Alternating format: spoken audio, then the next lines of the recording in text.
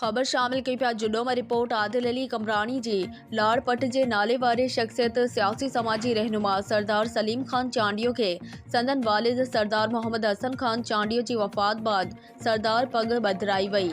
पग जी रस्म में लाड़ जे चांडियो कबीले जे सरदार MNA रसूल बख्श चांडियो, बैरिस्टर हसनैन मिर्ज़ा, सैयद जानिया शाह, हाजी नूर हसन चांडियो, अगुणो MP हाजी मोहम्मद हसन खान दिगारी, सरदार पीर बख्श खान हाशमाणी, रईस माशूक खान गशकोरी, रईस मोहम्मद जमान जमाली सोडो थर जे समय मौज़न ऐं हज़ारे माण्हुनि शिरकत करे सरदार सलीम खान चांडियो जे पग खे वर ॾिना।